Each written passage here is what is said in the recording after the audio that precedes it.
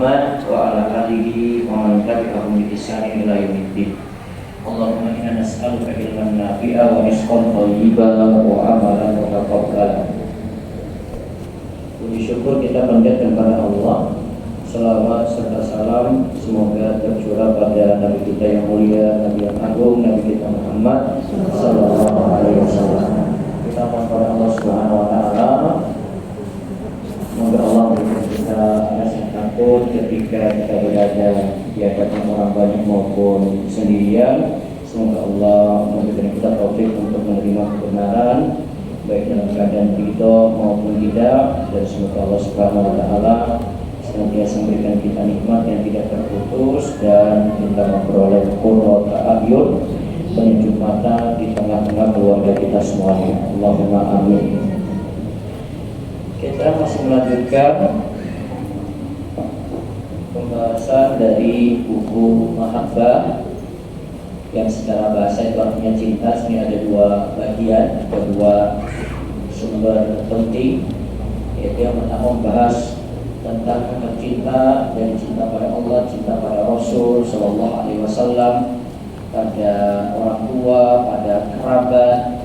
Lalu yang saat ini kita dalami adalah ada suami dan istri, dan selanjutnya itu ada terhadap rakyat, penguasa, kepada sama manusia, sampai bagaimana hubungan kita dengan non muslim. Lalu di bagian kedua dari buku ini kita akan melihat apa dari penjelasan Imam Ibnu Qayyim rahimahullah dan kaidah-kaidah cinta yang beliau sebutkan, dan bagaimana fitnah cinta yang terjadi di tengah-tengah manusia, bisa awalnya dari pandangan, kemudian dari hal yang lainnya sampai dibenarkan dengan kemaluan. Nah, kali ini kita lihat, sudah kami bahas kita sebagian dari pembahasan mencintai antara suami dan istri. Kita lihat dari halaman 39 terlebih dahulu. Di ayat yang pertama yang disebutkan dalam buku ini, Allah perintahkan untuk berbuat baik, bermuamalat, bertingkah laku baik dengan pasangan. Wa ashiruhunna bil ma'ruf, dan bergaulah dengan istri kalian secara patut. Bergaulah dengan istri kalian bil ma'ruf, secara patut. Bil ma'ruf di sini kalau dari sisi batasannya, syariat tidak membatasi. Artinya tidak memberikan ketentuan suami harus jadi seperti apa, dia memberikan nafkah gimana, cara dia itu berbicara seperti apa, keseharian dia dengan istrinya bagaimana, ketika meringankan istri juga seperti apa, tidak diajarkan di sini. Maka kalau syariat tidak memberikan batasan tertentu, akan kembali kepada ketentuan kebiasaan atau standar masyarakat. Ya, kebiasaan atau standar masyarakat. Misalnya dari sisi nafkah yang pernah kita sebutkan, nafkahnya misalnya bagaimana, maka tergantung keadaan, kemampuan suami seperti apa, terus apa yang dia mesti berikan dari sana pangan papa, itu sesuai dengan masing-masing. Terus di ayat lanjutannya, dari ayat 19 ini, fa in karihtumuhunna fa asa an taqrabu syai'an wa yaj'alullahu fihi khairan katsiran. Bila kamu tidak menyukai mereka, yaitu istri, fa'asa atau prausya'an, jika ada sesuatu yang tidak engkau sukai, maka bersabarlah. Wa yaj'alullahu fihi khairan katsiran. Jika kamu mau bersabar, maka di balik itu ada kebaikan yang banyak. Maka salah satu kesimpulan dari potongan ayat ini adalah kiat dalam membangun rumah tangga itu banyak-banyak sabar, S-A-B-A-R. Karena bisa jadi kita dapati pasangan yang tidak sempurna dari sisi tingkah lakunya dan hal-hal lain. Lalu firman Allah lagi surat Al-Baqarah ayat 228, walahunna mislu alladzi 'alaihinna ma'ruf. Dan para wanita mempunyai hak yang seimbang dengan kewajibannya menurut cara yang ma'ruf. Walirijali alaihinna darajah. Dan bagi laki-laki, suami mempunyai satu tingkatan kelebihan atas mereka. Ini juga di sini disebutkan wanita juga punya hak sebagaimana suami juga punya hak di sini. Lalu di halaman 40-41 ada hadis dan terjemahannya. Ini perintah untuk berbuat baik kepada pasangan. Istausu bin nisa'i khaira. Fa innal mar'ata khuliqat min dhila. Bagaimana ini dari tengah? Perlakukanlah para wanita dengan baik, sebab mereka diciptakan dari tulang rusuk. Wa inna a'waja ma fid dhila a'lahu. Tulang rusuk itu, adapun bagian yang paling bengkok dari tulang rusuk itu adalah bagian a'lahu, atasnya. Fa inda dhahabta tutimu kasartahu. Jika engkau berusaha meluruskannya dengan paksa, ia akan patah. Wa in taraktahu lam yazal a'waz. Jika berusaha meluruskan dengan paksa, ia nantinya akan patah. Fastausu bin nisa. Dan jika dibiarkan begitu saja, ia akan tetap bengkok. Tadi ya, jika meluruskannya dengan paksa maka akan patah. Jika dibiarkan begitu saja maka akan bengkok. Maka dari itu berlaku baiklah terhadap para wanita.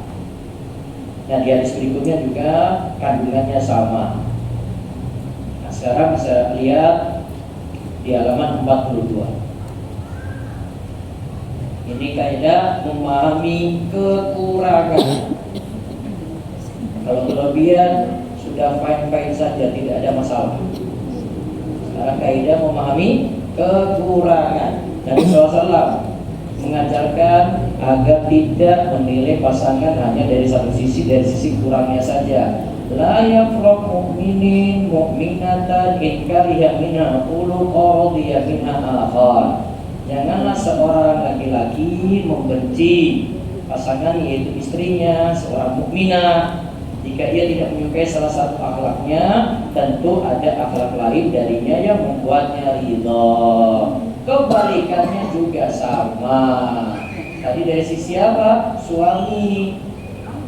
Kalau dari sisi istri gimana, Bu? Sama enggak? Suaminya ada sisi kurangnya, Bu? Ibu. Suami ibu kayak malaikat atau kayak Nabi Muhammad atau kayak Abu Bakar, kayak Umar, Utsman, Ali gitu loh. Ya pinginnya. Tapi qadarullah wa masya'a fa'al. Ya qadarullah. Dapatnya kayak gini. Sama, kebalikannya juga sama. Kalau dari sisi pandang suami menyikapi istrinya, istri juga melihat suaminya seperti itu. Nah, sayangnya masih banyak suami yang menuntut kesempurnaan dari istrinya. Sama juga kebalikannya, Bu. Istri menuntut kesempurnaan dari suaminya. Kamu kok nggak tahu perasaan saya sih? Ya, ketika digabungkan gimana? Apa perlu diketahui semua? Padahal kesempurnaan itu mustahil diraih. Dan menuntutnya justru menjadi sebab pertengkaran. Nah, karena ingin perfect terus, akhirnya adanya pertengkaran dan hilangnya kenikmatan berumah tangga. Makanya kan tadi Abu Sa'ad ingatkan bahwa idhab tuqimu akasata wa kasura qalaquha. Dan jika ingin meluruskannya, engkau akan matakan itu maksudnya menceraikannya. Jadi kekurangan itu tidak mesti selamanya diselesaikan dengan cerai, dengan berpisah. Kekurangan itu tidak mesti diselesaikan dengan cerai, dengan berpisah, karena masih bisa diperbaiki, masih bisa diluruskan. Maka semestinya suami berlapang dada, memaafkan kesalahan yang tidak melanggar agama dan kehormatan. Sebaliknya suami juga dituntut untuk menaikkan hak istri, hak-haknya dipenuhi selama masih jadi istri, yaitu nafkah, pakaian, tempat tinggal, serta kebutuhan dasar lainnya. Kembali nafkah itu pada 3 hal pokok dan turunannya. Sudah kami jelaskan kemarin, sandang, pangan, papan. Istilah ini kita pakai dalam syariat juga. Maka ada nafkah kalau mau dibagi, ada yang sifatnya wajib dari suami, dan yang kedua itu hak suami.